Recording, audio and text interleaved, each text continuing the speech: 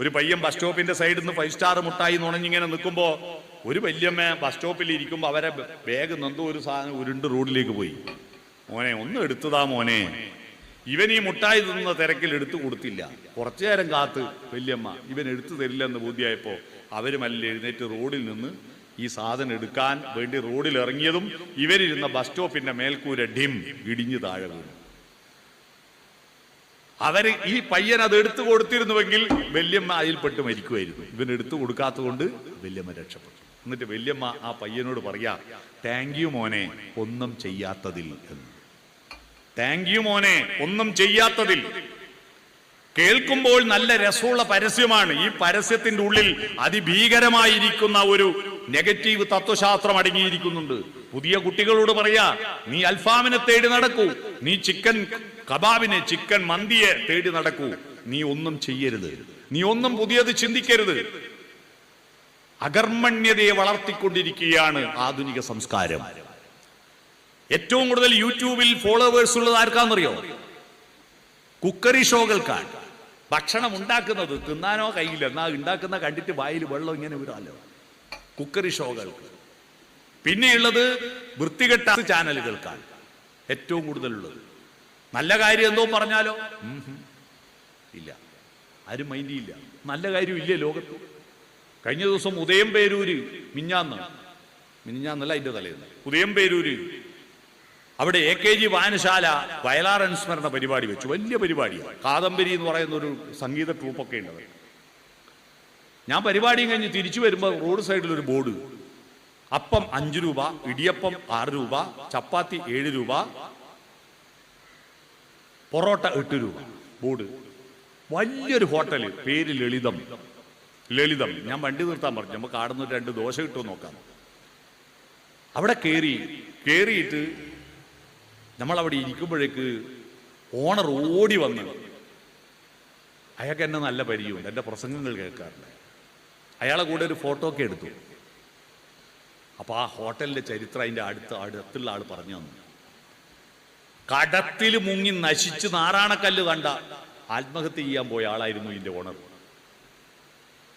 അപ്പോഴാണ് ഒരു തട്ടുകട പോലെ തുടങ്ങിയത്. ഇപ്പൊ അതിന്റെ സ്ഥലം മുഴുവൻ ലീസിനെടുത്ത് വലിയ ഹോട്ടലാണ്. ആ ഹോട്ടലിന്റെ പ്രത്യേകത, എല്ലാ ദിവസവും 12 മണിക്ക് പാത്രങ്ങളുമായിട്ട് ഇദ്ദേഹം ഒരു ഗുഡ്സ് വണ്ടിയിൽ പുറപ്പെടും. ഒറ്റക്ക് താമസിക്കുന്ന ആ പഞ്ചായത്തിൽ ഒറ്റക്ക് താമസിക്കുന്ന ആരുമില്ലാത്ത 20 വയോജനങ്ങൾക്ക് ഭക്ഷണം കൊണ്ടുപോയി വിളമ്പും. എല്ലാ ദിവസവും ഭക്ഷണം ആയ ഉടനെ ആദ്യം ഇവർക്ക് കൊണ്ടുപോയി വിളമ്പും. 20 പേരുടെ വീട്ടിലെത്തിച്ചു കൊടുക്കും. എന്നിട്ട് മാത്രമേ ഹോട്ടലിലേക്ക് തിരിച്ചു വരൂ. എല്ലാ ഓണത്തിനും 200 പാവപ്പെട്ട കുടുംബങ്ങൾക്ക് ഓണസദ്യ ഫ്രീ ആയിട്ട് കൊടുക്കും. എന്തൊരു മനുഷ്യനാണ്. ഞാൻ അദ്ദേഹത്തോട് പറഞ്ഞു, അടുത്തൂണെന്ന വാക്ക് കേട്ടിട്ടുണ്ടോ നിങ്ങൾ? അയാൾ പറഞ്ഞു ഇല്ല. പെൻഷൻ എന്നതിന്റെ മലയാളമാണ് അടുത്തൂണ്. അടുത്തൂണെന്ന് പറയുന്നത് വിരിഞ്ഞ ആളുകൾക്ക് ഭക്ഷണം പൊതിഞ്ഞിട്ട് വീട്ടിലെത്തിച്ചു കൊടുത്തിരുന്നു മാർത്താണ്ഡവർമ്മ. അടുത്ത് ഊണെത്തിച്ചു കൊടുത്തിരുന്നു. അത് പിന്നെ ബാധ്യതയായപ്പോൾ അതിന് പൈസ കൊടുത്തു, പകരം ഊണിന് പകരം പൈസ കൊടുത്തു. അതാണ് പെൻഷൻ. ആദ്യത്തെ അടുത്തൂൺ, അങ്ങനെയാ മലയാളം വന്നത്. നിങ്ങൾ ചെയ്യുന്നതാണ് അടുത്തൂൺ. ഊണ് അടുത്തെത്തിച്ചു കൊടുക്കുക, പെൻഷനാണ് നിങ്ങൾ കൊടുക്കുന്നതെന്ന് പറഞ്ഞു ഞാനായിരുന്നു. ഇങ്ങനെ നന്മയുണ്ട് ഒരുപാട്. പരുക്കനാണ് ഈ ലോകം, പക്ഷേ ആരാമങ്ങളുമുണ്ട് ഇവിടെ എന്ന സുഗതകുമാരിയുടെ വരികൾ ഓർക്കുക. അതുകൊണ്ട് എല്ലാം മോശമൊന്നുമല്ല. ഈ സോഷ്യൽ മീഡിയകൾ തുറന്നാ വിചാരിക്കും എല്ലാം പോക്കാന്ന്, ഒന്നും നന്നാവില്ല എന്ന നെഗറ്റീവ് മനസ്സിൽ ഉണ്ടാവരുത്. എല്ലാം നല്ലതാണ്. നമുക്ക് ഈ പ്രായത്തിൽ നമുക്ക് നമ്മുടെ ചുറ്റുവട്ടമുള്ള വീടും വീട്ടിലെ ആളുകളും വീട്ടിന്റെ ചുറ്റുവട്ടമുള്ള പ്രകൃതിയും നമ്മുടെ നാടും ആയിട്ട് നല്ല കമ്മ്യൂണിക്കേഷൻ ആണ്. ആ കമ്മ്യൂണിക്കേഷനിലൂടെ നിങ്ങൾക്ക് നിരന്തരം പുതുക്കാൻ പറ്റും. Soften your communication. നിങ്ങൾക്ക് പറ്റിയ ഏറ്റവും നല്ല അതിജീവനത്തിന്റെ മുന്നോട്ട് പോക്കിന്റെ മന്ത്രമാണ് സോഫ്റ്റൻ യുവർ കമ്മ്യൂണിക്കേഷൻ. എങ്ങനെയാണ് സോഫ്റ്റൻ ആക്കേണ്ടത്? SOFTEN എന്നാണ് സോഫ്റ്റന്റെ സ്പെല്ലിംഗ്. എസ് എന്ന് പറഞ്ഞാൽ സ്മൈൽ, പുഞ്ചിരിക്കുക. പുഞ്ചിരിക്കാൻ പഠിക്കുക. നമ്മൾ നാട്ടുകാരോടെല്ലാം പുഞ്ചിരിക്കും, വീട്ടുകാരോട് പുഞ്ചിരിക്കാറില്ല. രാവിലെ എണീറ്റ് വരുമ്പോ പിലാമെന്ന് വീണ പയഞ്ചക്ക പോലെ കൂട്ടിയിട്ട് വരില്ല. ഒന്ന് ചിരിക്കുക. മക്കളോട് എന്തല്ല ഒന്ന് പുഞ്ചിരിക്കും. പുഞ്ചിരിക്കാൻ അറിയുന്ന ഒരേ ഒരു ജീവി മനുഷ്യനാണല്ലോ.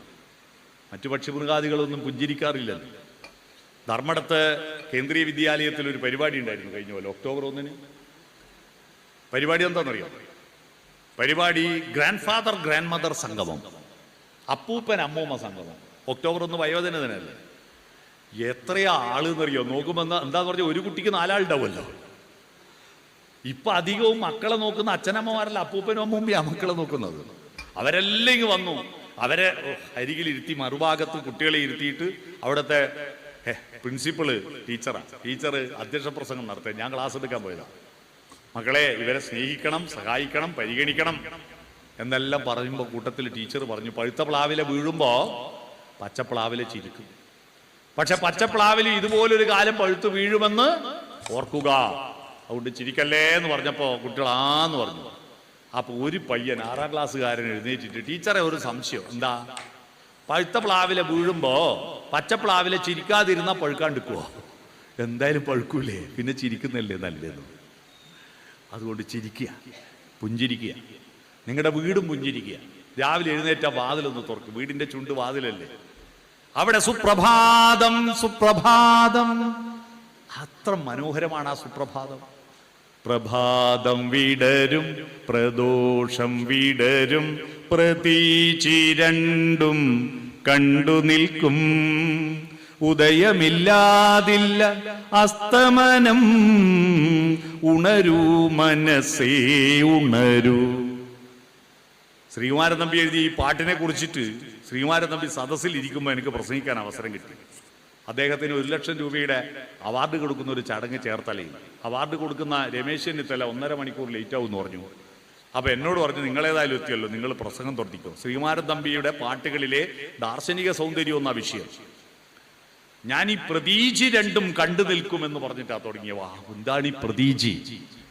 ശ്രീകുമാരൻ തമ്പി പറഞ്ഞു, പലരും പ്രതീചി എന്താണെന്ന് അറിയാതെയാ പാടുന്നത്. ഇതിനെ ഇത്ര മനോഹരമായി വ്യാഖ്യാനിക്കുന്നത് ഞാൻ ആദ്യമായിട്ട് കേൾക്കുക. അതുകൊണ്ട് നിങ്ങൾ മനസ്സിനെ ഉണർത്തൂ, മനസ്സിനെ ഉണർത്തൂ. Open the heart. എസ് കഴിഞ്ഞ ഓപ്പൺ ദി ഹേർട്ട്. ഹൃദയം തുറന്ന് വർത്തമാനം പറ. വീട്ടിൽ മൊബൈൽ കയ്യിൽ വെക്കാണ്ട് കുട്ടികളോടും മക്കളോടും നിങ്ങളും ആരും മൊബൈൽ കൈവെക്കണ്ട. ടിവിയും പൂട്ടിയിട്ട് ഒന്ന് വട്ടത്തിലിരിക്കുക. എന്നിട്ട് ഹൃദയം തുറന്ന് വർത്തമാനം പറയുക. എന്താ പറയണ്ടേ? ദുഷിപ്പല്ല. അതാരാ പോകുന്നത്? ഗോപാലേട്ടൻ മഹാവൃത്തിയേട്ട. പഞ്ചായത്ത് മെമ്പർ ഒരു ചുക്കിനും കൊള്ളില്ല. MLA പോക്കാണ്. മന്ത്രിമാരെല്ലാം ഭക്ഷണന്മാരെ, മുഖ്യമന്ത്രി ഭീകരന, പ്രധാനമന്ത്രി അതിലും ഭീകരന, എല്ലാവരും മോശ, ഒരാളെ ഉള്ളു ലോകത്ത് നല്ല, ഞാൻ മാത്രം. ഇത്തരത്തിലുള്ള ചർച്ചകൾ കേട്ട് കേട്ട് നമ്മുടെ കുട്ടികളുടെ എല്ലാം മനോഭാവം I am okay, you are not okay, ഞാൻ മാത്രം ശരി, നിങ്ങളൊന്നും ശരിയല്ല എന്ന മട്ടിലേക്ക് മാറുക. അവിടെ നല്ല കാര്യങ്ങൾ പറയും, രസകരമായ കാര്യങ്ങൾ പറയും, ബാല്യത്തിലുള്ള അനുഭവങ്ങൾ പറയും. മനസ്സിലായോ? അതുകൊണ്ട് ഉപദേശിക്കാൻ നിൽക്കരുത് കേട്ടോ. ഉപദേശമൊന്നും കുട്ടികൾക്ക് കേൾക്കൂല. അതുകൊണ്ട് ഹൃദയം തുറന്ന് തമാശ. അവരെ കേൾക്കണം. നിങ്ങൾ പറയുന്ന അവര് കേൾക്കണോ? അവരെ 2 കേട്ടാലേ നിങ്ങൾ 1 അവര് കേൾക്കൂ. കാരണം നിങ്ങൾക്ക് 2 ചെവിയുണ്ട്, 1 നാവേ ഉള്ളൂ. പ്രകൃതിയുടെ കണക്കതല്ലേ. പറയുന്നതിന്റെ ഇരട്ടി കേൾക്കണം. കേൾക്കാൻ തയ്യാറാവുക. Open the heart. 3ാമത്തത് ഫോർവേഡ് ലീൻ. മുന്നോട്ട് കുനിയും. ഞാൻ വലിയ ഉദ്യോഗസ്ഥനാണെന്ന് പറഞ്ഞിട്ട് ഇങ്ങനെ നിന്നിട്ടെന്താ? കൊച്ചുമോനും വന്നു. പഞ്ചായത്ത് പ്രസിഡന്റിന്റെ കൊച്ചുമോനെ എടുക്കണം. ഞാൻ പ്രസിഡന്റാ, കുനിയൂല, വാ എന്ന് പറഞ്ഞ് എടുക്കാനാവും.